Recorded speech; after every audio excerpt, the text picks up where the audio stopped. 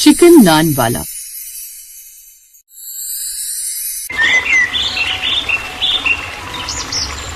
सुधीर अपनी बीवी प्रियंका के साथ बेलापुर गांव में रहा करता था।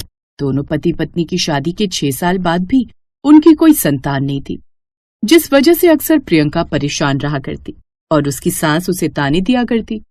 एक दिन उसकी सास ने उसे ताने देते हुए कहा, ना जाने मेरे बेटे सुधीर को तुझ में क्या ही पसंद आया जो उसने तुझसे शादी कर ली, वरना मैं तो उसकी शादी अपनी बहन की दोस्त की लड़की से करवा देती। ना तो तू मुझे कोई सुख दे पाई और ना ही मेरे बेटे को उसकी संतान। माँ जी, अगर मैं माँ नहीं बन पाई तो इसमें मेरी क्या गलती है? गलती तेरी नहीं हमारी है, जो तुझे बहू के रूप में स्वीकार कर लिया। मेरे बेटे का चिकन का काम बढ़िया चलता है, लेकिन बस तेरी वजह से वो 4 लोगों में मात खा जाता है और समाज में उसकी बदनामी होती है और मेरी भी। सुधीर का चिकन नान का काम बहुत अच्छा चलता था। वो बहुत ही बढ़िया बटर चिकन नान बनाकर बेचा करता और उसके ठेले पर ग्राहकों की भीड़ लगी रहा करती थी। लेकिन उसका घर बिल्कुल भी बढ़िया नहीं चल रहा था, क्योंकि उसकी माँ और बीवी की बिल्कुल नहीं पटती थी। एक दिन सुधीर ने अपनी बीवी को शहर के अस्पताल के बाहर ले जाकर कहा, चलो प्रियंका, आज मैं तुम्हें माँ के तानों से हमेशा के लिए छुटकारा दिलाने के लिए यहाँ लेकर आया हूँ। ये आप कैसी बातें कर रहे हैं? यहाँ पर हमें कैसे छुटकारा मिल सकता है माँ जी के तानों से? जिसके बाद सुधीर अपनी पत्नी प्रियंका को शहर की फेमस डॉक्टर के बारे में बताता है। दोनों अंदर जाते हैं और डॉक्टर कहती है, जी देखिए, आपकी रिपोर्ट्स मैंने देखी, आपको बच्चा तो हो जाएगा, लेकिन प्रियंका जी को साल भर के लिए बेड रेस्ट करना होगा और इसमें 1 लाख का खर्चा आ जाएगा, दवाइयों और डिलीवरी मिलाकर। पर डॉक्टर साहिबा, हम इतने पैसे कहाँ से लेकर आएंगे? मेरे पति का काम भी इतना अच्छा नहीं चलता, वो तो एक ठेला लगाते हैं। तुम चिंता क्यों करती हो प्रियंका? भगवान ने यहाँ तक हमें रास्ता दिखाया है तो आगे भी कोई रास्ता दिखा देंगे। अब सुधीर और प्रियंका आ जाते हैं तो वहीं सुधीर परेशान होता है कि वो पैसों का इंतजाम कैसे करे। वो गांव में कई लोगों से उधार मांगता है, लेकिन कोई उसे उधार नहीं देता। यही बात गांव के विनोद को भी पता चलती है। वो लालच में आ जाता है और एक दिन सुधीर जब अपनी चिकन नान का ठेला लगाकर खड़ा होता है तो वो उसके पास आकर कहता है, अरे सुना है सुधीर कि तुझे 1 लाख रुपए की जरूरत है। मैं तुझे 2 लाख देने को तैयार हूँ, लेकिन मेरी एक शर्त है। क्या शर्त है भाई? अपना ये बटर चिकन नान का ठेला मेरे नाम कर दे और सब सामान और मुर्गियां भी। तेरा ये ठेला बहुत ही अच्छा चलता है, बस इस ठेले पर खड़े होने वाला आदमी बदल जाएगा। उसके बदले में मैं तुझे पैसे दे दूंगा। अब तू देख ले, तुझे संतान चाहिए या काम? अब सुधीर के पास कोई चारा नहीं था। वो अपना ठेला विनोद को सामान सहित बेच देता है और अपनी बीवी का इलाज शुरू करवाता है, जिससे अब उसकी बीवी और माँ दोनों खुश थे, क्योंकि उसकी बीवी कुछ ही हफ्तों में गर्भवती हो जाती है। अब सुधीर खुद बहुत ज्यादा अपना काम न होने की वजह से परेशान था। आपने मेरे इलाज के लिए अपने ठेले को बेच दिया, अब आप क्या काम करेंगे जी? आप जानते हैं कि आपका बटर चिकन नान पूरे गांव में बहुत मशहूर था और अब विनोद उस काम को चला रहा है। प्रियंका, हुनर तो इंसान के हाथों में होता है, ठेले पर नहीं। तुम देखना, वो कभी भी मेरे जैसा अच्छा बटर चिकन नहीं बना पाएगा। और सच में ऐसा ही होता है। विनोद के ठेले पर जो भी ग्राहक आता था, विनोद उनसे बदतमीजी से बात करता और उसने बटर चिकन नान के दाम भी बढ़ा दिए थे। भैया 1 प्लेट बटर चिकन नान तो लगा देना। ठीक है भाई साहब, 150 लगेंगे। पर सुधीर भाई तो 100 लिया करते थे। अरे सुधीर गया, दाम गए, अब 150 का ही मिलेगा। लेना है तो लो, वरना भीड़ कम करो यहाँ से। एक दिन सुधीर जब नए काम की तलाश में जा रहा था तो उसे उसके 2 पुराने ग्राहक रास्ते में रोक लेते हैं। अरे सुधीर भाई, आपने तो हमारे साथ धोखा कर दिया यार। हमें नहीं पता था कि आप अपना ठेला और अपना काम उस विनोद को बेच देंगे। क्यों भाई साहब, आप ऐसा क्यों कह रहे हैं? क्या हो गया? वो एकदम बेस्वाद चिकन नान बनाता है और दाम भी बहुत बढ़ा रखे। हम तो आपसे यही कहेंगे कि आप एक नया ठेला खरीदकर बटर चिकन नान लगाना शुरू कर दो। भाई साहब, पैसों की तंगी के कारण ही तो मैंने अपना कारोबार विनोद को बेचा था। पैसे होते तो मैं अपना ठेला लगाना लेता। हमारे पास तो पैसे ही नहीं है। तभी एक ग्राहक उसे घर पर बटर चिकन बनाकर सप्लाई करने का आइडिया देता है। सुधीर कुछ दिन घर पर बटर चिकन नान बनाकर ग्राहकों को उनके घर साइकिल पर सप्लाई करता है और कुछ दिनों के बाद वो एक किराए पर टूटा हुआ ठेला लेकर अपना बटर चिकन नान का ठेला लगा लेता है। अब तो विनोद का काम और भी मंदा हो जाता है और इसलिए वो अब दाम भी आधे कर देता है, लेकिन तब भी उसके पास ग्राहक नहीं आते। वहीं सुधीर ने दाम बढ़ा दिए ताकि उसे मुनाफा हो सके, लेकिन तब भी ग्राहक उसके पास ही आते। सुधीर भाई, हम तो तरस गए थे तुम्हारे हाथों का ये बटर चिकन नान खाने के लिए। सच में ऐसा स्वाद तो कहीं नहीं मिलता। ये देख विनोद को बड़ी ज्यादा जलन होती है। तभी विनोद सुधीर के ठेले पर आता है और उसे धमकाते हुए कहता है, सुधीर, तूने मेरे साथ छल किया है। तूने मुझे अपना ठेला और काम बेचा था, तो तू मेरे ठेले के आगे अपना ठेला कैसे लगा सकता है? मैंने तुझे इस चीज के 2 लाख दिए थे, या तो मेरे पैसे वापस कर या अपना ठेला हटा। कैसी बात कर रहे हो भाई? मैंने तुम्हें अपना सारा सामान, सारी मुर्गियां और ठेला दे दिया। अब मैं नए सिरे से अगर अपना काम कर रहा हूं तो इसमें तुम्हें क्या दिक्कत है? मैंने तुम्हें अपना काम दिया था, अपना हुनर नहीं। तूने मेरे साथ धोखा किया है और इस बात का फैसला पंचायत ही करेगी। लेकिन पंचायत भी सुधीर को ही सही ठहराती है। गुस्से में विनोद उसी रात चुपके से सुधीर के ठेले को तोड़ देता है और उस पर तेल डालकर आग लगा देता है। लेकिन इसमें उसके हाथ भी झुलस जाते हैं, जिससे अगले दिन सुधीर को उस पर शक हो जाता है और वो पुलिस के साथ उसके घर जाता है, जहां वो विनोद के दोनों हाथ देखता है जो कि जले हुए रहते हैं, और फिर उसे पुलिस के हवाले कर देते हैं। मुझे माफ कर दो सुधीर, आज के बाद मैं तुम्हें कभी परेशान नहीं करूंगा। सुधीर से 2 लाख वापस भी नहीं मिलेंगे और उसका ठेला और उसका सारा सामान वापस कर देना। साहब, आपका बहुत बहुत शुक्रिया।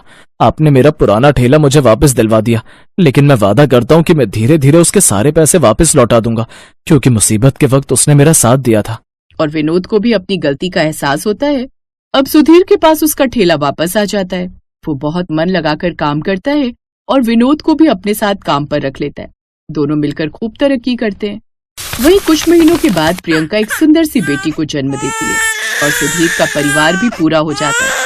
इसके बाद सुधीर अपनी बेटी के जन्मदिन पर गांव में एक बटर चिकन नान की दुकान की शुरुआत करता है और अपना पुराना ठेला फिर से विनोद को तोहफे के रूप में दे देता है। अब विनोद को भी अच्छा बटर चिकन नान बनाना आ गया था, इसलिए सुधीर और विनोद दोनों का काम गांव में बहुत अच्छा चलने लगता है।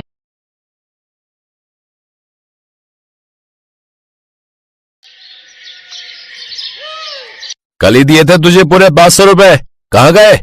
कहाँ जाएंगे, लाला को दे दिए मैंने। पूरे 2000 रुपए का उधार चल रहा है। 500 रुपए दिए तब जाकर दाल और चावल दिए उसने कल। रहने दे, तुझे पैसे खर्च करने की अकल ही नहीं है। अब से तुझे 1 पैसा नहीं दूंगा। ठीक है, फिर अब की बार लाला से राशन तुम ही लेकर आओगे। घर में एक मसाला नहीं है, न धनिया है न हल्दी। बताओ कैसे बनाऊं खाना? अफ़ो, इस औरत का तो रोना ही कभी खत्म नहीं होता भाई। ये कहकर कमल गुस्से से बाहर चला गया और उसकी पत्नी नंदिनी रोने लगी। नंदिनी बहुत ही गरीब परिवार से आई थी। उसके पिता एक छोटे कुम्हार थे। उन्होंने कमल से उसकी शादी करा दी थी। शादी के बाद दोनों को एक बेटा हुआ जिसका नाम सोनू था। शादी के बाद कुछ वक्त तक तो कमल बड़ा अच्छा और मेहनती था। नंदिनी घर पर रहकर मटके और सुराही बनाती और कमल दिन भर उन्हें बेचता। लेकिन कुछ वक्त बाद ही कमल को शराब की लत लग गई और फिर वो 1 नंबर का शराबी और आलसी बन गया। वो जितने पैसे कमाता सब के सब शराब में उड़ाने लगा। धीरे धीरे सारी बचत खत्म हो गई और कर्जा चढ़ने लगा। हालत ये हो गई कि अब तो राशन तक के लाले पड़ने लगे। इसी बात को लेकर पति पत्नी में रोज लड़ाई होने लगी और उस दिन भी कमल हर बार की तरह नंदिनी से लड़कर बाहर चला गया। उधर अपनी माँ को रोते हुए देखकर सोनू ने उसके आंसू पोंछे। माँ, आप फिक्र मत करो, मुझे अभी भूख नहीं लगी।